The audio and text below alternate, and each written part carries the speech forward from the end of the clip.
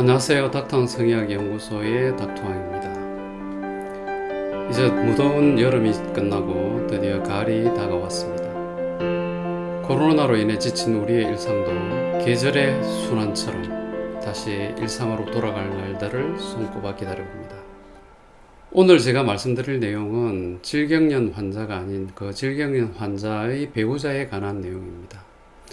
지금까지 우리는 어떻게 하면 질경련이나 성교통 환자들을 치료해서 정상적인 성생활로 복귀시킬까 하는 문제에 집중해 왔습니다. 하지만 그 배우자에 관해서는 그렇게 많이 신경을 쓰지 않았었죠.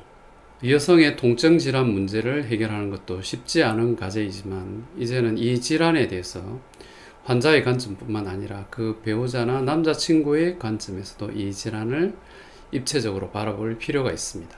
실제로 임상 필드에서는 어렵게 환자의 치료에는 성공했지만 성교통 질환이 해결되어 가정으로 돌아간 아내가 성관계를 지속하지 못하는 경우를 간혹 보게 됩니다.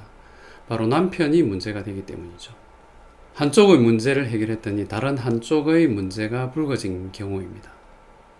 최근에 멀리서 내원했던 B씨 커플의 경우도 바로 이런 경우였는데요. 독실한 크리스찬이었던 이 부부는 결혼 전 약 10여 년간의 연애 기간이 있었는데 이 기간 동안 종교적인 신념에 따라서 서로 혼전 순결을 지키자는 약속을 했었습니다. 그리고 마침내 30대 초반이 되어서 드디어 결혼에 골인하게 되었는데요. 그런데 이게 웬일입니까? 그 꿈에도 그리던 신혼 첫날 밤에 신부가 글쎄 소리를 지르며 고통 속에서 도망을 가고 정상적인 성관계를 하지 못하는 것이었습니다. 남편 역시도 종교적인 신념에 따라서 30대 초반이 될 때까지 전혀 성경험이 없는 성적으로 미숙한 상태였는데 이렇게 성교통이 있는 어려운 상대를 만나다 보니 더더욱 성관계가 힘든 것이었죠. 이 부부는 수년간 첫관계를 갖지 못하고 지내다가 몇 년의 세월을 보내다가 저희 병원을 찾아서 온 것이었습니다. 예상했던 대로 심한 유발성 전정통과 함께 삽입 공포가 아주 심한 그런 경우였었고 B씨를 진찰한 다음에 남편을 조용히 불렀습니다. 남편과의 면담을 위해서였죠. 남편 역시도 마찬가지로 심리적 요인에 의한 발기부전이 있었습니다. 그리고 아내에 대한 분노 또는 자신의 요구가 거부된 것에 대한 좌절감이 아주 심하게 남아있는 상태였습니다. 그리고 아내에게는 성욕구가 생기지 않는다는 얘기도 덧붙이는 것이었죠. 저는 이런 경우를 성교통 환자를 치료하다 보면 자주 접하게 됩니다. 심지어 이혼까지도 생각하는 남편들을 어렵지 않게 만날 수 있죠. 질경련도 유발성 전정통의 극심한 한 형태인데 이러한 성교통 질환을 가진 환자들의 배우자나 남편들은 심리적인 요인에 의한 발기부전이 흔히 생기게 됩니다. 시민성 발기부전이 생기는 원인은 이러한 성교통을 가진 여성들과 성관계를 시도하다가 반복적으로 실패하다 보니 남편들이 심리적인 트라우마를 받게 되는 것이죠. 발기에서 삽입, 피스톤 운동, 그리고 사정에 이르기까지 일련의 성교의 과정들이 매끄럽게 진행이 되어야 함에도 불구하고 이런 것들이 번번이 중간에서 차단당하거나 좌절하다 보니까 이 행위에 대한 수행불안이 생기겠죠. 이러한 수행불안이 반복되다 보면 말초로 가는 혈관들이 수축해버리고 그리고 중간에 혈관이 수축하다 보니까 성기로 가는 혈액이 충분히 공급되지 못해서 발기가 풀려버리는 것입니다. 남편이 욕구가 생겨 성관계를 요구할 때마다 아내가 이런저런 핑계를 대며 회피해버리니까 좌절감 내지 분노 혹은 마음속에 응축된 복수심이 생기게 되는 거죠. 그래서 마음속에는 그래 다음에 네가 욕구가 생겼을 때 내가 응해주나 봐라 하는 이런 마음을 갖게 되는 것이죠. 한편으로 아내 역시도 서운한 마음이 생기죠. 자기 자신은 싫어서가 아니라 고통스럽고 무서워서 성관계를 회피하는 것인데 이를 알아주지도 않고 자신의 성욕구만 채우려 한다고 오해를 하게 되죠. 이런 과정이 반복되다 보면 아내와 남편 간의 마음의 거리는 점점 멀어지게 됩니다. 그래서 성교통 질환이나 질경련을 가진 환자들에게 제가 당부드리고 싶은 말은 이게 치료가 너무 늦어져 버리면 그 성교통이나 질경련은 치료는 가능하겠지만 멀어져 버린 마음의 거리와 식어버린 남편의 애정을 다시 되살리는 것은 정말로 어렵다는 사실을 꼭 아셨으면 하는 것입니다. 애정이 식어서 마음에서 멀어진 부부에게 다시 열정의 싹을 싹 틔우는 것은 정말 어려운 일이죠. 그래서 성교통으로 또는 질경련으로 고통받고 있는 여성들에 대해서 닥터항이 다음과 같은 제안을 합니다. 첫째, 결혼 후 첫 관계가 안 된다면 가능한 빨리 전문가를 찾아서 치료하자는 것입니다. 치료의 시기가 늦어지면 늦어질수록 자신의 치료도 힘들어지지만 남편 역시도 문제가 생깁니다. 질경련을 전문적으로 치료하는 성의학 전문가는 흔치 않기 때문에 가까운 데서 찾으려 하지 말고 거리와 위치에 상관없이 꼭 전문적으로 이 질환을 치료하는 전문가를 찾는 것이 중요합니다.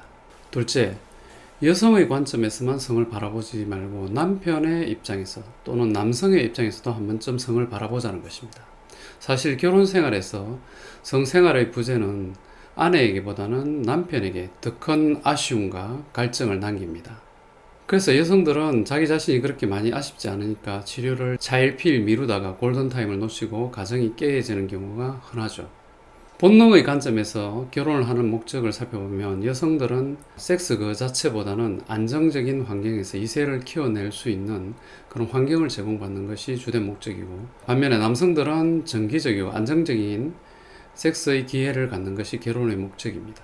그래서 결혼 생활에서 섹스가 없을 때 더 많은 아쉬움을 느끼게 되는 쪽은 남성이죠.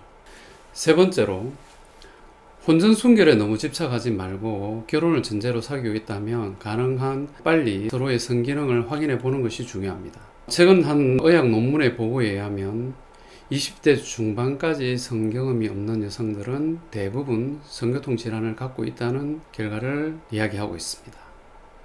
실제로 제가 경험한 수많은 성교통 환자들도 이 내용과 일치합니다.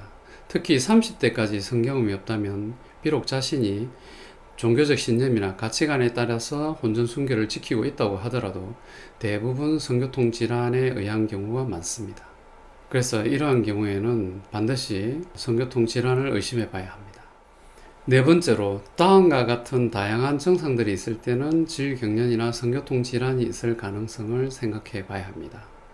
탐폰의 삽입이 어렵거나 삽입할 때 고통이 따르는 경우, 20대 중반까지, 늦어도 30대 초반까지 성경험이 없는 경우, 알러지 질환이 있는 경우, 뾰족한 물건에 대한 공포감을 갖고 있다든지, 번발성 불안장애가 있다든지, 그러니까 남들보다 똑같은 일에 대해서 더 많이 불안해하고 더 많이 긴장하는 성격을 갖고 있다든지, 알러지 질환을 앓고 있다든지, 비염이라든지 피부염 또는 약물에 대한 알러지, 이런 아토피 피부염과 같은 질환을 앓았다든지, 10대나 또는 20대 초반에 3개월 이상 비임약을 복용한 경험이 있다든지, 지금까지 평생 동안 살아오면서 자기 자신의 성기를 한 번도 제대로 들여다본 적이 없거나 만져본 적이 없는 여성이라든지, 타이트한 바지나 청바지 등을 입을 때 위험부가 많이 불편한 여성이라든지, 성관계를 시도하거나 배변을 한다고 자변기에 앉아서 힘을 주었을 때 회음부나 지립구가 반복적으로 찢어지는 여성이라든지, 이런 대부분의 경우에는 성교통 질환이나 질경련과 같은 성교통증 질환을 가지고 있을 가능성이 큽니다. 그래서 이러한 경우 중 어느 하나라도 해당이 된다면 반드시 성교통 치료의 전문가를 찾아서 진찰을 해보거나 상담을 받아보는 것이 좋습니다. 다섯 번째로, 질경련이나 성교통 질환과 같은 전문가는 무조건 대학병원이나 3차 의료기관을 찾아간다고 해결되지는 않습니다. 우리나라 사람들이 특징이 의료기관에 대한 인플레이션이 있어가지고 무조건 큰 병원, 대학병원, 상급 의료기관 찾아가면 모두 해결될 거라고 생각하고 있습니다. 물론 어려운 질환들, 암이라든지 희귀질환 같은 경우는 그런 경우가 참 많죠.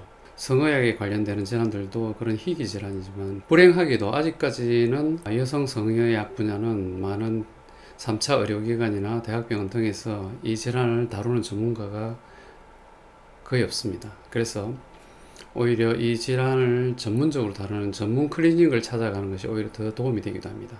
저희 병원은 오는 환자들 중에서 우리나라의 유수의 대학병원이나 빅5 병원 등을 둘러서도 치료하지 못하고 치료가 안 돼서 오는 환자들도 꽤 많이 있거든요. 그래서 이 질환은 많이 치료해 본 경험이 있고 또 전문적으로 이 질환을 전공한 전문가를 찾는 것이 가장 중요합니다. 자, 오늘 제 얘기 어땠습니까? 좀 생소한 얘기도 있을 것이고 받아들이기 힘든 내용들도 있었을 것입니다. 오늘 얘기는 교과서에도 나오지 않는 제가 환자들을 치료하면서 얻은 값진 경험들이 녹아있는 얘기들이 많이 있습니다.